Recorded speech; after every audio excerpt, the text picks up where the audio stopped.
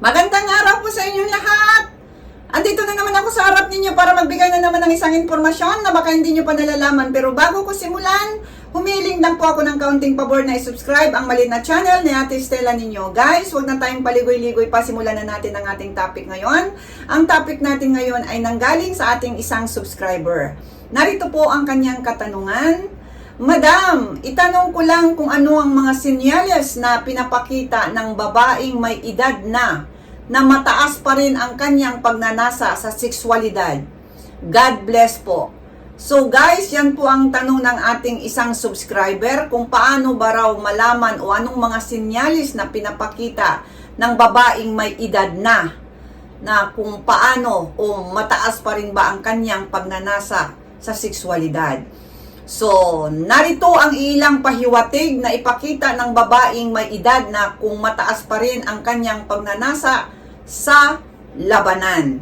Pero tandaan po natin na ito po ay isang normal na proseso ng katawan at hindi po ito sinasabing may diskriminasyon dahil magkakaiba po ang mga ano ng babae, no? Kahit man bata o matanda, meron pa rin talagang mataas ang libido na tinatawag. Ito po ay isang normal at hindi po ito ikakabigla.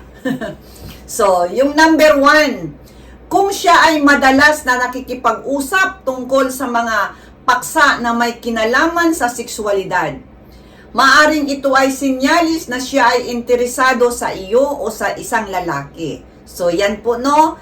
Kahit siya po ay may edad na, ngunit madalas pa rin siya nakikipag-usap tungkol sa mga ganitong paksa, ang ibig sabihin.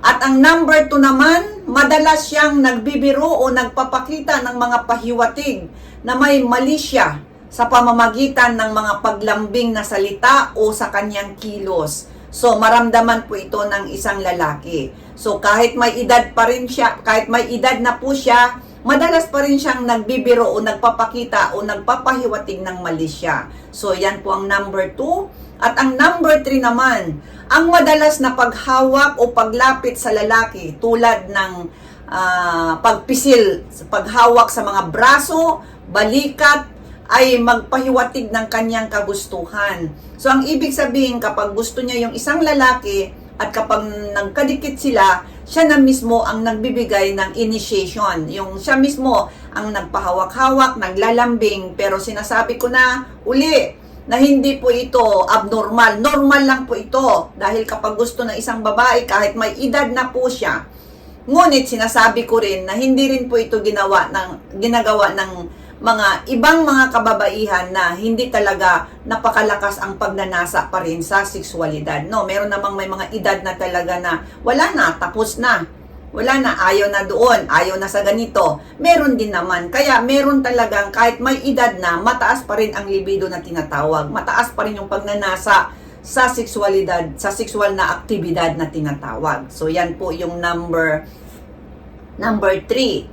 Number 4 naman, maaaring ibahagi niya ang kanyang mga sexual na fantasya o mga karanasan na nagpapakita ng kanyang interes sa lalaki. So, ang ibig sabihin, yun na nga, kapag nag-uusap na kayo, nakikipagpalitan po siya sa pag-uusap ng ganitong mga bagay. So, ang ibig sabihin, talaga, may interes pa rin siya sa ganong bagay. Ibig sabihin, ano? So, ito po ay isang normal, sinasabi ko rin, na kapag kahit may edad na babae, pero depende po yan sa individual na may edad na. So, hindi po natin lahatin, no?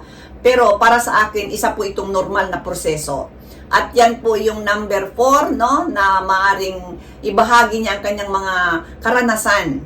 At ang number 6 naman, kung siya ay nagsusuot ng mas nakakaakit na mga damit o nagpapakita ng mga senyales na maaaring ito ay isang pahiwatig. So, ang ibig sabihin, dahil may gusto siya doon sa lalaki na kung sino man yon, so, maaring sa pagsusuot niya ng mga damit niya inaakit, no, para magustuhan din naman siya. So, yan ang ibig sabihin. So, kapag nakita naman ito ng lalaki, natural, mapag-isip naman yung lalaki, siguro may gusto sa akin ito. Kaya ito na nga, no, na mga sinyales na baka naman. Pero, paalala lang po, huwag nyo naman kaagad dakmain dahil hindi rin natin alam, hindi rin naman 100% na yun talaga ang balak niya Ngunit kapag kayo ay dalawahan lang kayo, tapos ginagawa itong mga bagay na ito, ibig sabihin, may interest po siya sa iyo, sa inyo, sa gusto niya. So, yan po yun, no? Ang number 5. At ang number 6 naman, ang malalim na pagtitig o eye contact, no, sa mata ng lalaki ay tanda ng interest at pagnanasa. So, ang ibig sabihin, kapag ang isang may edad na babae ay nakikipag eye-to-eye contact po sa gusto niyang lalaki, so, ang ibig sabihin po yon, tanda na meron siyang interest at pagnanasa. So, isa po itong sinyales na, anong tawag dito, na mataas pa rin ang kanyang pagnanasa doon. Kaya wag na po tayong mabahala at pero guys, kung ito man po ay pinapakita sa inyo, ay respetuhin po natin na hindi naman ibig sabihin na tawag dito na dahil ganun ang ginawa kahit may edad na siya, ay respetuhin pa rin natin, no? Dahil kahit naman lalaki na may edad na, meron din naman din mataas pa rin ang pagnanasa. So pareho lang din yan, mababae o lalaki, na hindi po natin bigyan ng diskriminasyon dahil siya. Kasi alam nyo naman sa atin sa Pilipinas, naku, matanda ka na pero malibog ka pa rin. Di ba sinasabi natin? Huwag naman guys. Kasi kahit dito sa ibang bansa, kahit nasa 90 years old pa, nakikipag-anuhan pa rin yan. Amerika, kahit sa ano, as long na nagkakagustuhan yung mag-partner, kahit anong edad, wala po yan sa edad-edad, as long na nagmamahalan po ang lalaki at babae, no, mag-asawa man sila, magkasintahan na may mga edad na, isa po yang normal. Normal po yan sa tingin ko normal po. Dahil hindi po yan kasi nararamdaman po yan eh. Kaya nga, kung halimbawa meron ding mga babae na hindi niya na nararamdaman yon, nire-respeto rin po natin dahil yun ang sa kanila eh. Kahit naman sa lalaki, ganun din, di ba? Meron siguro kapag sobra ng katandaan, ayaw na ng ganon. So, pareho lang din yan. So, kaya respetuhin natin ang bawat isa. So, yan po yung number 6. At pang-last naman natin, kung ang may edad na babae ay mabilis na mag-reply at laging available makipag-usap, maaring ito ay sinyalis ng kanyang interes sa lalaki. So, ang ibig sabihin, ito na naman, hindi po ito pangkalahatan, no? Ang ibig sabihin, kapag mabilis po mag-reply sa mga text, sa tawag, o sa anong man yan, ibig sabihin, may sinyalis sa kanyang interest doon sa lalaki. Kapag ang pinag-usapan natin dito, lalaki at babae no? Hindi po yung iba na mabilis mag-text. So, ang ibig sabihin, kapag nakita niya kaagad yung gusto niya ang lalaki na yung text, magre-reply siya kaagad. Kasi alam niyo naman guys, di ba, kapag gusto mo talaga, malalaki man ito mababae, ay mabilis pa sa alas 4 na mag-reply. Kaya ibig sabihin, malalaman na may interest ito sa akin o ako may interest sa kanya. So meron din niyang bagay na ganyan. Pero yun na nga sinasabi ko, hindi po pangkalahatan. Meron namang mabilis mag-reply din na akala mo wala din naman. So hindi po 100%. Yun lang masasabi ko.